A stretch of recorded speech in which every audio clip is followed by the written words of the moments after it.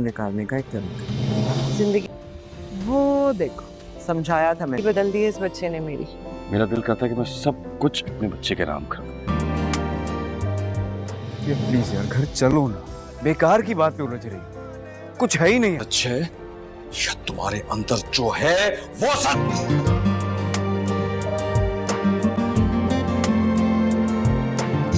ये तो मेरे खुदा, ये सब तुम्हें ये मोहब्बत नहीं है, सिर्फ दुश्मन।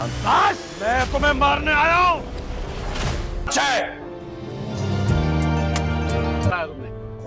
दुश्मन से बदला ही लिया जाता है सिकंदर खान। और मौत खींच के लाई है मुझे, निकाह वाले दिन बोला। Say something convincing. ये मैं तुम्हें मिस ये क्या है मम्मी? करो, प्लीज घर चलो ना।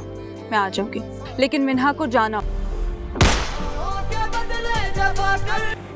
मस्त मगर ड्रामे की नेक्स्ट एपिसोड काफ़ी ज़्यादा इंटरेस्टिंग दिखाई जा रही है। उसमें हमको ये दिखाया जा रहा है कि जो रिया होती है अब उसके अंदर बहुत ज़्यादा ही कबीर के लिए गलतफहमी पैदा हो गई है, क्योंकि जो कबीर की भाभी की बहन होती है जिसका नाम मिन्हा है, उसने आहिस्ता आहिस्ता कबीर के लिए रिया के दिल में गलतफहमी पैदा कर दी है। और अब जो रिया है वो कबीर को गलत समझ रही, वो समझती है कि शायद कबीर ने मुझसे बदला लेने के लिए शादी की है, वो मोहब्बत नहीं करता, वो उसकी सिर्फ ज़िद थी और वो सिर्फ मुझसे बदला लेना चाहता था, मुझसे, मेरी फैमिली और मेरे भाई से।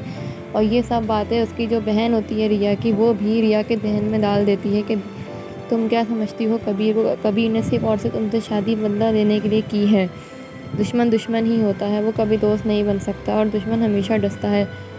वो यही उसको बात समझाती है और वो कहती है कि जबकि कबीर का ऐसा कोई भी इरादा नहीं था, कबीर जो था वो रिया से मोहब्बत करता है और कबीर ने कोई बदला लेने के लिए शादी नहीं की। जो मिन्हा होती है उसकी चाल होती है, वो कबीर के कमरे में जाकर बैठ जाती है और इतनी देर में रिया आ जाती है तो रिया कमरे में उसको देख लेती है और फिर वो कबीर को गलत समझने लगती है और कहती है कि कबीर ये तुम्हारे पास क्या कर रही थी यहाँ पर। उसने कबीर कहता है कि मुझे नहीं पता, मैं यहाँ नहीं था, मैं कमरे में था, तुम मेरी बात समझने की कोशिश करो, मुझे नहीं पता ये कब मैं आकर यहाँ बैठ गई।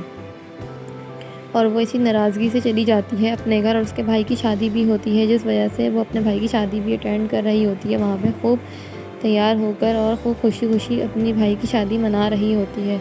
और शादी में कबीर भी जाता है और कबीर से कहता है कि तुम बिना फालतू की ज़िद मत करो, मैं तुम्हारे आगे हाथ जोड़ता हूँ। वो उससे आगे हाथ जोड़ता है, माफ़ी मांगता है, लेकिन तब भी रिया उसके साथ जाने की राज़ी नहीं होती, क्योंकि रिया बहुत ज़िद्दी लड़की है और वो किसी की बात सुनना चाहती ही नहीं है। ये दिखाएंगे हमको नेक्स्ट एपिसोड।